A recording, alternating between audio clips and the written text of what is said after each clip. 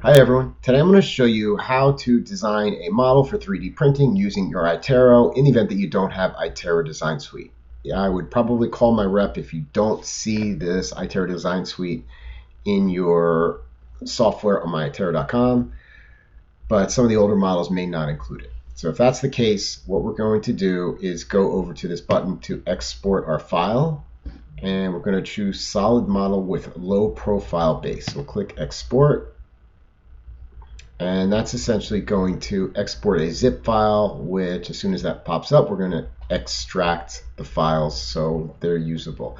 Now you do want to make sure you download Meshmixer. Meshmixer is a free software that you can download, and it's awesome. It's not really made anymore. It's an older software, but it still works great. So we're going to click extract all. Just going to extract it to that same folder. As soon as that pops up, if you have Meshmixer installed, you'll see this little hexagon shape, which means that this is a Meshmixer document. So I'm going to go ahead, double click it to open it up, and you can see that's going to automatically launch Meshmixer. Now, coming out of Itero, you can see it's a really nice clean model, which I really like about Itero software. The only thing that you want to do is clean up this bottom so you get a nice solid base to print on. If we think we might want to print vertically, we're going to create a little base on the back so we can print vertically. And we'll also create a little print chamfer so that we can remove this from the build plate easily. So I like to first do my lower plane cut first. So what we're going to do is turn that so it's basically flat one side with the other. We're going to go over to our tools. We're going to go edit, plane cut, and we're just going to create a little slice using our left click mouse tool.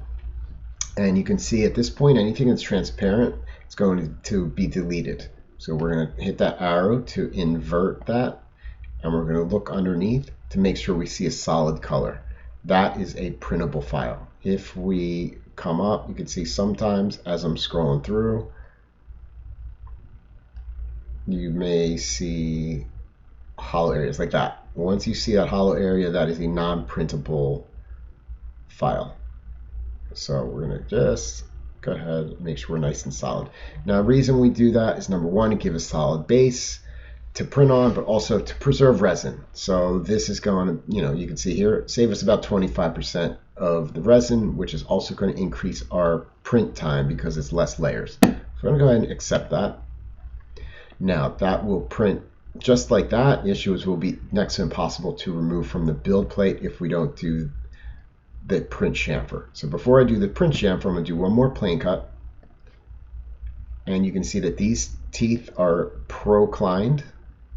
So I want to make sure that when I make this cut, it's still going to allow the proclination of those teeth. And we'll flip it around to make sure we caught both sides. And you can see I did not catch that side, so I'm going to flip it back around a little bit. Again, make sure that both of these corners are lined up. And we're going to do the same thing.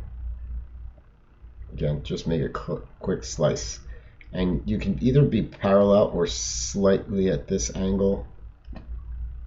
You can use this little tool here, that little arrow, to drag that whole line back and forth. We can then go around, make sure that we see solid. And you can see that's hollow, so we know if it's hollow, that's not going to print. So I'm just going to go ahead and reslice. And we can use this arrow here, this blue arrow, to slide it in and out until we see a solid printable base like that, which is perfect. We'll click accept to accept that cut. We're going to then turn it this way, and we're going to do our final plane cut. And again, you can see I'm trying to line up these corners as best I can. And I'm now going to go do one more plane cut, and this is our print chamfer. Basically a tiny little chamfer back there, make sure it's flat, and that will be for purposes of removing this from the build plate. So we'll be able to stick a little spatula or paint scraper underneath it. Now we can see that when we print this, if we're flat on this base, you can see our teeth are going to be pointed up, and that is important for support, because if this was in the opposite direction as teeth were printed down, you'll get a high frequency of failure. So this is going to give us a good orientation for printing horizontal and vertical. So there's two more things I want to show you in Meshmixer before we go to the next step. And the first one is going to be how to label your models.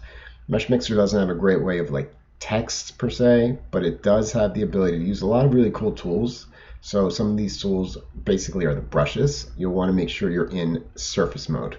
That way it's not changing the underside of the model. This is just adjusting the surface. We're going to go over to our Draw Max tool, put our strength up to 100, drop our size to around 20, and you can see here now we can essentially write initials. You can really type a name out, whatever you want, but usually just one letter is enough for you to know which model you're printing to differentiate between multiple patients if you're printing more than one model at a time. So one last thing, not always necessary, but just to be safe, you can click on Analysis, Inspector, and if it finds any mistakes, you'll see a little arrow that'll point to the mistake, and you can just auto repair all, click done. So that way we know there's no errors that are going to mess us up while printing. So that's it for our preparation of our model. The only other thing you want to be careful of, and I'll show you how to correct it, is if the palette is fully present and you plan on making a whitening tray or bleach tray or something like that, you typically want to not have the full palette because it's going to make it hard to get the proper suction for your vacuum forming machine. So in Design Suite, we can sometimes just trim away some of the palette, but when we're using Meshmixer, you can do it, but it's what's called a Boolean subtraction, where you're taking a different shape and cutting it out. It's kind of difficult. So I'm not going to show you how to do that because I'm going to show you how to create little holes in the palette that using ChiTuBox, which is the slicing software that I'm going to show you next. So we're now going to just click on Export. We're going to rename this file Erik. You want to make sure you export it as a STL folder. Click Save. Yes to replace. And at this point, we're going to launch ChiTuBox. So at this point, we've launched ChiTuBox, which is a free software you can download online, and it works really well with most printers. I really like to use it with my frozen Sonic printers because it's just really easy, very intuitive. And basically what you're going to do is open the software, drag your printable file over, and then you're going to orient it into the proper positioning. So first thing we're going to do is click the rotate button, click flatten by face, and you can see now we're ready to print. If we wanted to print vertically, we're going to do the same thing, flatten by face, and now it's going to print vertically. And you can see what I meant when I was in Meshmixer, that now the teeth are pointed up, so there's no unsupported areas, so it's much higher chance of that printing properly. We're going to go one more time, flatten by face, and I'm going to just show you how we make that hole in the event that you're planning on doing an Essex retainer or something requiring a vacuum form machine. So we're going to go up here, and you can see there's a series of tools. We have this dig hole button. So we're going to just go ahead and click here, dig hole, and you can see it's going to create a little hole. And you can create as many as you want, whatever diameter you want. So usually you do about 3mm hole in the center, and that's usually sufficient, but you can add a few more. But what you want to do is make sure that you remember to delete this. So you're going to double click on it so it's highlighted, and just hit the trash button. Otherwise it's going to have this little thing print, and if it's not in the proper orientation or it's not supported properly, you get a print failure. The reason why it gives you that is so that in the event that you wanted to take that piece and put it back in the hole to close that hole, you could do that, but realistically there's no real reason to do that. So at this point we're going to click slice, but before we click slice, I'm just going to show you how to verify you're using the right machine. You're going to number one, pick your printer. In this case I'll be using the Sonic Mighty 8K. You're going to make sure you tell what resin you want to use, and in this case I'm using Aqua Gray 8K, which is great resin and runs around $30 a liter. So I get really high quality prints, $30 a liter. That's why I don't hollow my models anymore. It's just too cheap to waste my time hollowing them. And at this point, in the event that we were using supports, we would come in here and change our support settings. But because we're printing flat on the build plate, we do not need to worry about that. But once you do hit that, it does try to add support. So I'm just going to come back, and there you go. You can see we're flat on the build plate again. We can now go ahead and hit slice. You see that's going to take 52 minutes to print. If I stand it up vertically, you're talking about 3 hours. So we're going to save this.